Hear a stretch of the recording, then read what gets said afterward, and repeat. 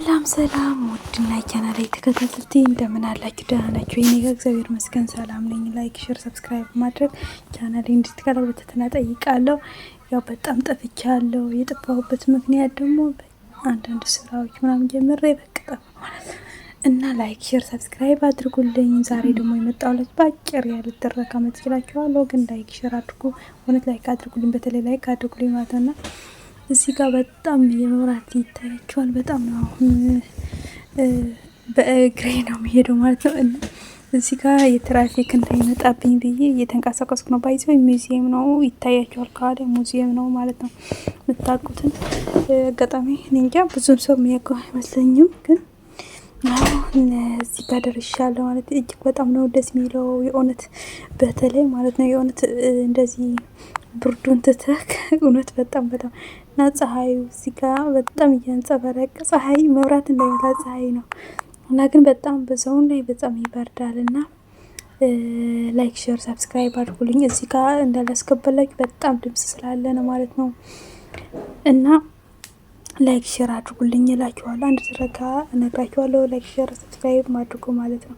እና ትረካው ወደ ቅርታ ልቀጥል ማለት እንዳያልቅ እና ብዙ እዚህ ጋር የስፖርቶች ነበረ እና የሩጫ ማለት ነው። እሱ እያየው ስለነበረ ነው ወደዛ ገባሁ ማለት ነው። እና ትንሽ ላስረዳችሁ ብዬ ነው እዚህ ላይ ማለት ነው። እና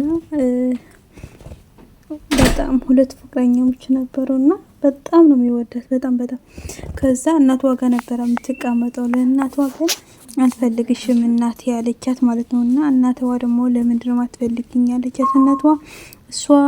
እናቷ ሌላ ሰው ቤት እያጸዳች ስለነበረ በጣም ሀብታም ቤት እያጸዳች ነበረ ማለት ነው። ከዛ ልጅቷ ከትምህርት ስትመጣ እዛ ትገባ ነበረ። እዛ ቤት ለመሆን በጣም ትመኝ ነበረ። እና ለህፃኖቹ ልጆች ከትምህርት ሲመጡ ይሄ እኮ ነው ቤታችን እያለች ታሳያቸዋለች። እነሱ ደግሞ በቃ አመኗት። አንድ ቀን እናቷ ስትወጣ ልትቀበላት ልጄ ብላ ልትቀበላት ስትል እንደዛ ይጃት አይ እናቴ አይደለችም ሰራተኛ አለቻት። እናቷ በጣም አለቀሰች። እና በዛ ልክ እንዳለቀሰች እናቷ ለምን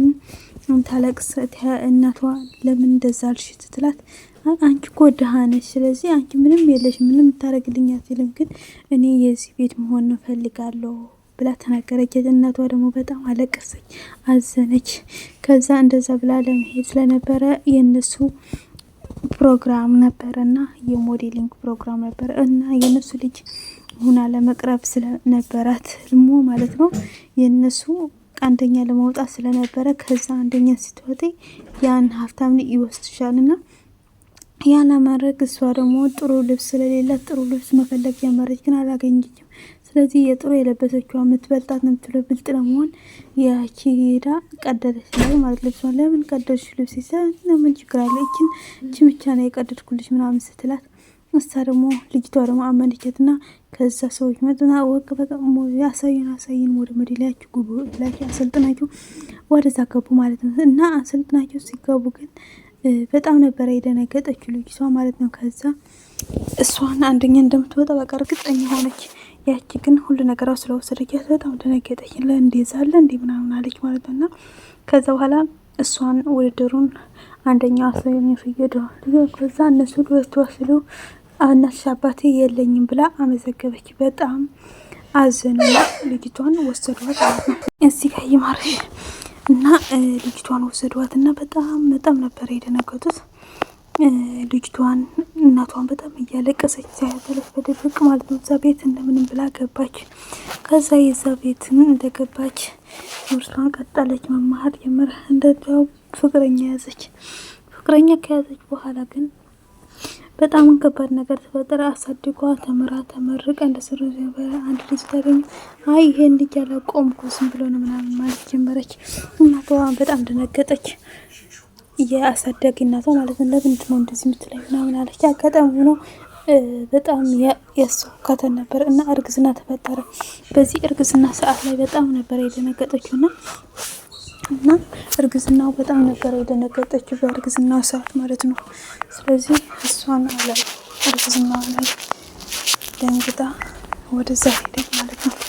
ስለዚህ እርግዝናው ካረገች በኋላ እርግዝና ስላላት እንደዛ እያለች ልታወጣ ስትል ዶክተሮቹ አይቻልም አሏት። በዚህ አጋጣሚ በጣም ተናደደች። አይቻልም ስላልዋት ማለት ነው። ከዛ እንደዛ እያለች እያለ እዚህ ጋር መንገድ እያወጣው ስለነበረ ነው እና ባይዘ ወይ ትራክ ያደረግ ማለት ከዛ እንደዛ ስላቸው እና ምን እናድርግ ይሻላል አሏት። እሷ ደግሞ በቃ እናቴ ጋር ሂጅ መውለድ እፈልጋለሁ አለች እና ፓርቲቱ ይቀጥላል።